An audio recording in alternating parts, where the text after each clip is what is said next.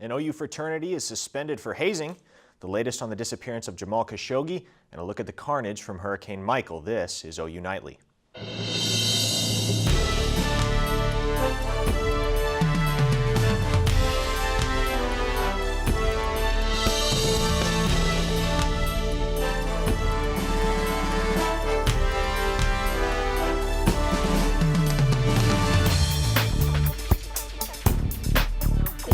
OU Nightly. I'm Nicole Neilsen. And I'm Parker Thune.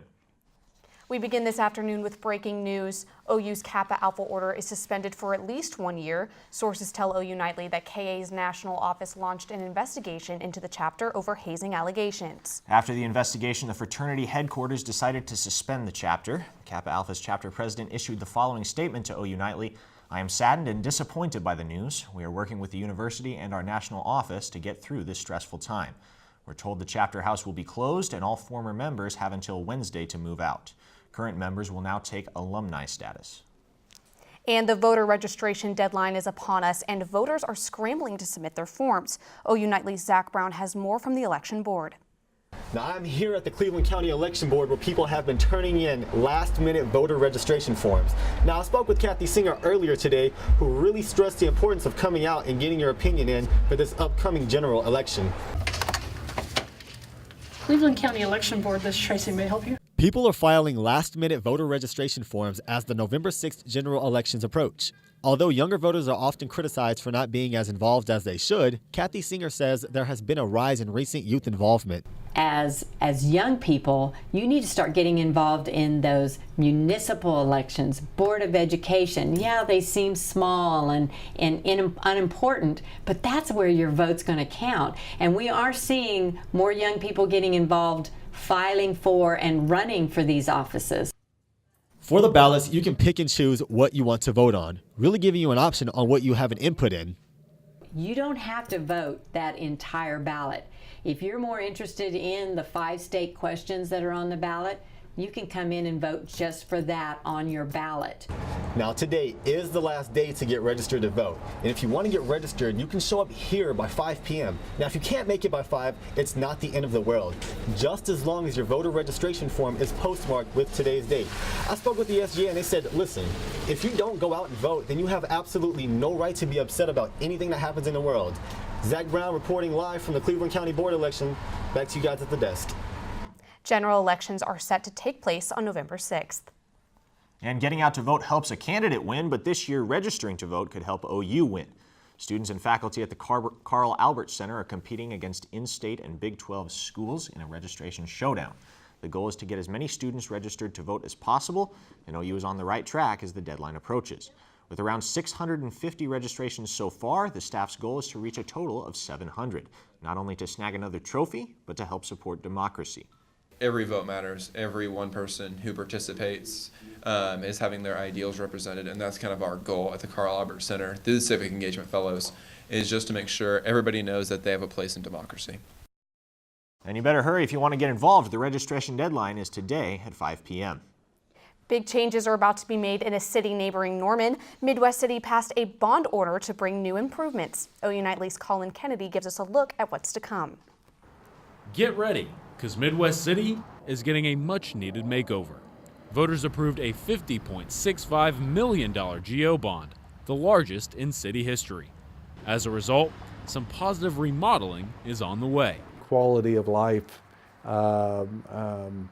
amenities are things that people are looking for, and a lot of what we're doing here will greatly enhance the quality of life in the community.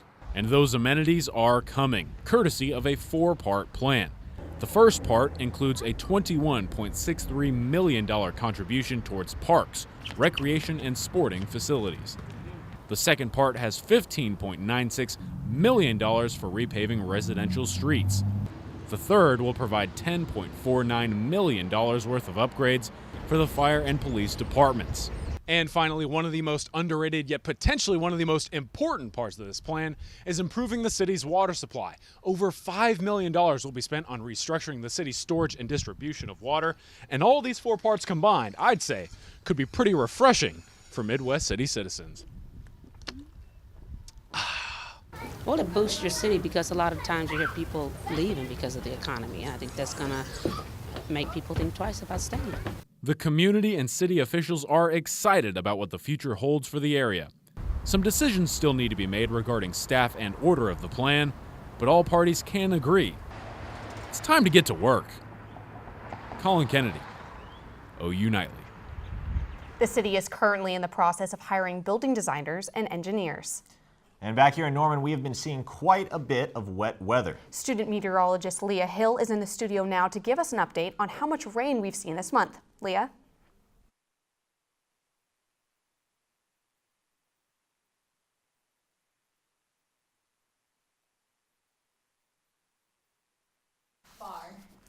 Sorry about those technical issues. Thank you, Leah. Next up this Friday night, Trump's lawyers are finally giving some answers to special counsel Robert Mueller. Plus, we'll take a look at the damage from Hurricane Michael. Stay with us.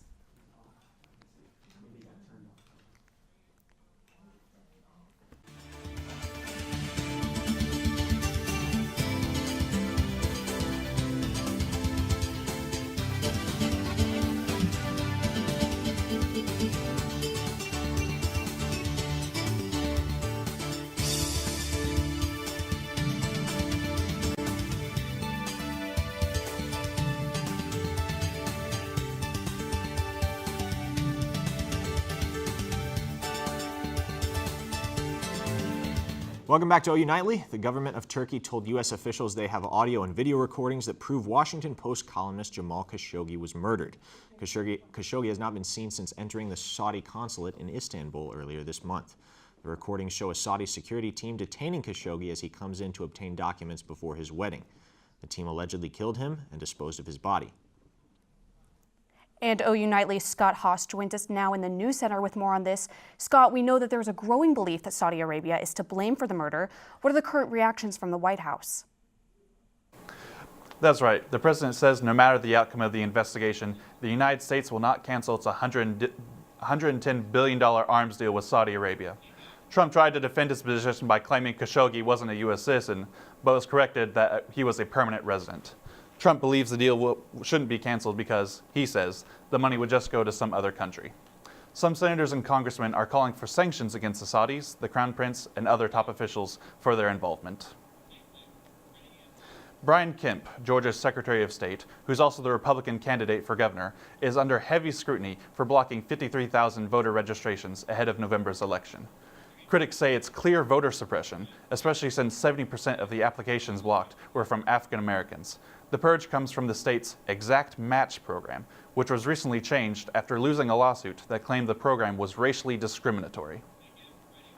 And President Trump's lawyers are preparing written answers to questions given to them from the special counsel Robert Mueller. The questions reportedly focus on possible conspiracy during the 2016 election. No questions concerning obstruction of justice were asked, which Trump's lawyers hope to avoid. The special counsel said last month that they would accept written answers on conspiracy and possibly return to obstruction later on. And Nicole and Parker, Turkey has released a U.S. pastor after being convicted of terror-related charges in 2016. Looks like he will be back in the States soon. Thank you, Scott. Next up on OU Nightly, Leah Hill will give us her full 5-day forecast. Stay with us.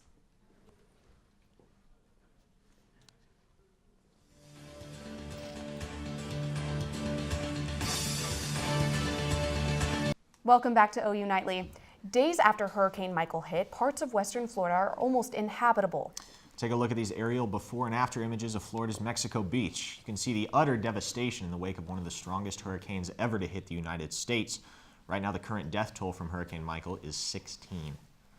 Though the wrath of Michael is over and relief efforts are underway, tropical storm season is still in full swing in the Pacific. Leah Hill is back in the studio to give us an update on how Tropical Storm Sergio is going to affect Norman. Leah? Thanks, guys. That's right. We are going to be experiencing a lot of rain this weekend, and that is going to come through tomorrow. But for right now, we're sitting in the 60s. But that rain is really going to start to push through because of what was once Tropical Storm Sergio. It has now transitioned into a low, and as that interacts with this cold front, it is going to bring heavy rain and even some flooding as we go throughout the weekend. So here's a look at the future rainfall. This is through late Sunday. So we could see over an inch of rain down at Ardmore and down towards the southeast and the southern portion of the state. That is where the largest potential for flooding is this weekend. So quite a bit of rain, and we do have a flood warning in effect because of that rain, and also a flood watch. And this is through tomorrow as well. As for the lows tonight, we're going to be dipping down a little bit. We're going to be in the 40s, so it is going to be pretty chilly out there. Overall, a little bit colder out towards the Panhandle. And again, that is due to this cold front that is moving through tonight. But then tomorrow is going to be a little interesting because of that movement of the cold front. Temperatures in the afternoon here in Norman and even Oklahoma City are not going to change all that much. We are still going to be sitting in the 40s, so 49 degrees is your high temperature for Norman, 50 in Oklahoma City. But where that front has already passed out towards Guyman and Woodward, they're going to be a little bit warmer. They're going to be sitting in the 60s, and Woodward, Enid, you're going to be in the 50s as well. So quite a bit of fronts, but looking ahead, we're going to be seeing even more pattern changes. So again, this is the cold front that's going to be moving through and is going to be bringing some frigid Arctic air into our state, and rain chances are going to start tapering off on Sunday, but we do get that blast of cold air, which is going to be cooling temperatures quite a bit as we go towards Monday. So we're going to reach a low Monday of 36 degrees. If you have any early morning classes, you will want to bring a winter coat. Then as we go through later in the day on Monday, we're going to be staying cold, reaching only a high of 47 degrees because of that cold front. So these are temperatures that we more typically see in late November and even December, and we're seeing them here right now in October. So for your 2 to 7 day, so cooler temperatures on Saturday. Rain chances are on Saturday. We're going to be seeing a lot of rainfall with that flooding potential down towards the southeastern portion of the state.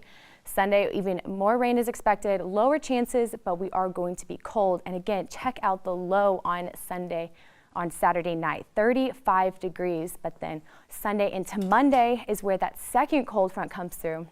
That is going to be dipping temperatures on Monday into the 40s. And we do see those temperatures again Monday night in the 30s. So some parts of the state, they might even see their first freeze come Monday. So quite a bit of cold there. And then those fall-like weather temperatures are finally going to be sticking around. Thank goodness. I know we are all getting sick of the heat, but we're going to be in the 50s and upper low 60s for most of next week, with those lows staying cold overall. But a lot going on next week. Going to be very cold and just a little chilly with all those cold fronts. Back to you guys at the desk.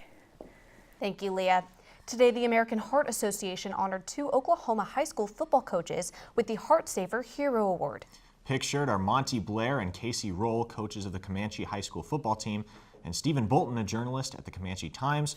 The 2 coaches recently helped save Bolton's life.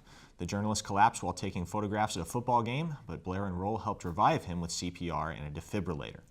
It's a very heroic thing to do. I'm glad that somebody noticed, because that could have been really bad if they hadn't been there.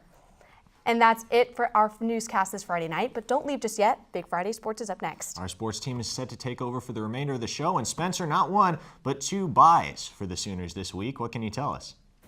Yeah, it has been a busy bye week since Mike Stoops got the axe, and OU is set to make some defensive changes. Plus, women's gymnastics is nearly here. Sports is up next. You're welcome.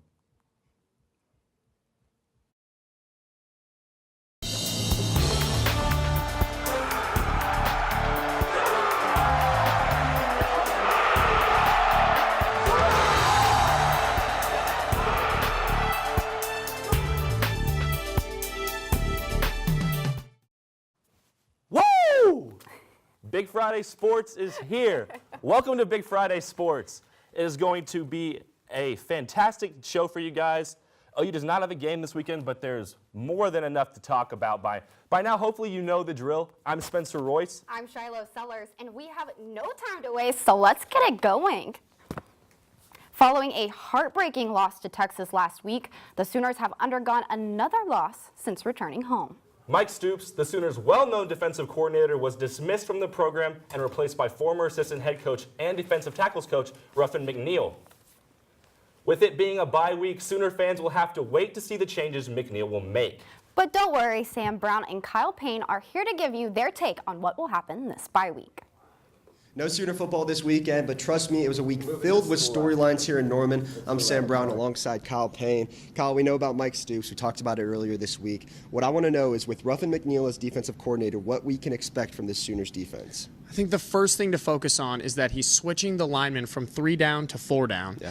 And I think that's going to help get pressure on quarterbacks, which is something OU has struggled with all season. They had 6 big sacks against Baylor, but against Texas, they got bullied on the line. And if you're not putting pressure on the quarterback, then the secondary has problems, the linebacker has problems. So I think switching from that 3 to 4 is going to be the biggest change that we see on the field next week. Yeah, Ruffin McNeil loves to rush the quarterback. But we're not all doom and gloom here. Let's shift over to the offense. We love talking about the offense because they keep putting up points. They still look good, but what do they need to improve upon during this bye week?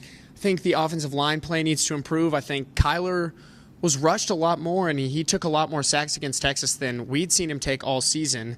I think Kyler still being able to find Marquise and CeeDee Lamb is perfect for the offense, but they got to get the running game going in the first half. Trey Sermon closed it out last week big time, but in the first half, aside from Kennedy Brooks, they seem to struggle to get the run game going. Yeah, and I like what I see with Kennedy Brooks and Marcellus Sutton, those two dynamic backs, starting the game out early and then seeing Trey Sermon kind of in that closer role that we saw last year. That's going to do it from us here outside the beautiful Gaylord Memorial Stadium. No game day U tomorrow, like we said, no game day U because of the bye week, but we'll be back here 8 to 10 a.m. next Saturday talking college football, talking OU football. You're not going to want to miss it. I'm Sam Brown. He's Kyle Payne. That's it from us. Back to you. The Oklahoma women's gymnastics team opens against Georgia on January 11th in Norman. Our very own Tori Johnson caught up with the team to see how they've been preparing for the upcoming season. Wednesday, OU rolled out the 2019 women's gymnastics schedule, but they've already been hard at work. After taking only 2 weeks off after their last meet, they were back in the gym. With gymnastics, you can't really stop. We've been working really hard. The conditioning's been a lot tougher this year, and we've just been working and getting stronger and being more precise. This season, OU will match up with 6 2018 national championship teams. They will host Alabama, Florida, Georgia, and UCLA. Those 5 teams combined to win 23 of the last national titles. Head coach KJ Kindler calls it a dream home schedule. The team is most looking forward to a revenge meet with UCLA. Last season, the OU women's gymnastics team left the NCAA championship heartbroken. On a superb performance over the Oklahoma Sooners. The Bruins denied the Sooners their 3rd straight national title, beating them by .0375 of a point. We did everything we could. Like, none of us gave up, not even for a second. And like, at the end of the day, the other team was better. And it's not a bad thing, but it gave us a bunch of motivation to come back this year. These Sooners have felt the highest of highs, but last year, after finishing runner-up by such a small score, felt the lowest of lows. They lost some key seniors, but they're not rebuilding, just reloading. It's so hard to replace the seniors, and I know we have the new freshmen that are coming in to fill spots, then also like sophomores, juniors, and my senior class, the girls who haven't really gotten to see the lineups that have been working hard since they've been here, so they'll for sure get some spots. The team is using the disappointing end to the 2018 season as a motivator this season, saying their goal is to end up on top. Tori Johnson, OU Nightly Sports. In their last regular season match, the Sooners defeated UCLA in their gym. Dow, Nichols, and Webb all scored 10s, breaking a school record for the number of Sooners with perfect scores in a single meet. Well, it's a Big 12 weekend for the rest of the conference. Plus, 2 of Gaylord's own favorite teams duke it out. Don't change the channel. Big Friday Sports continues right after this.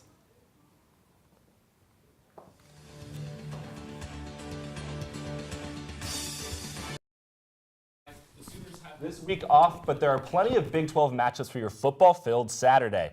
First up, the Oklahoma State Cowboys go to Kansas to hunt some Wildcats. Kickoff is at 11. Then the Baylor Bears take on Texas at 2:30 in Austin. And later, the undefeated West Virginia Mountaineers travel to the home of the Cyclones, looking to topple Iowa State. That game starts at 6 Saturday night. In a nail-biting 17-14 win, Texas Tech edged out TCU last night, snapping the Frogs' 8-game home winning streak. It wasn't the first or the second, but the 3rd-string quarterback, Jet Duffy, who led the Raiders in battle. He connected 13 times out of his 24 attempts for 190 yards. Not so impressive, but his 38-yard QB keeper for the win sure was. Yeah, I call him Jet because he can fly. TCU offense looked sloppy, suffering 3 turnovers, including an interception in the end zone, giving Texas Tech their 3rd win in these last 2 teams' 4 meetings. With the American League Championship Series getting underway tomorrow in Boston, a unique story is unfolding in the Chi Omega House right here on OU's campus. Chloe Sparks and Darby Dombrowski are not only sorority sisters, but they're also the best of friends, until this week. You see, Chloe is the daughter of Houston Astros color analyst Steve Sparks, while Darby's dad is none other than Red Sox president Dave Dombrowski. And throw this in the mix. Sparks pitched 10 years in the big leagues, including 2 with the Detroit Tigers, while Dombrowski was the executive in charge. So the two girls, naturally sports fans, did what any fans would do when their teams are on opposite sides of a big series. I'm going to make a bet with you. Okay. If somehow the Red Sox win, I will wear full out Boston gear for a full day. Okay. But when the Astros win. When the Astros win this championship series. Okay. You have to wear full out, earn history, never settle, orbit included, just full on crazy Astros fan gear a full day. All Do right. I have a deal? Yeah, you got a deal. All right. And whether or not you're familiar with the beef between college football analyst Joel Klatt and sports media mainstay Colin Cowherd, just know it all stems down to Klatt loving Baker Mayfield and Cowherd hating Baker Mayfield. That's basically it. So, of course, when Baker has another good game, Klatt had to make an appearance on Cowherd's show. Oh, a bunch of field goals. Hey, 2 wins. What? 2 more wins than they had in God, 600 previous days. Listen, you're just here. This is the first jersey I've ever put on that didn't have my name on the back. Because it's Mayfield. Yeah!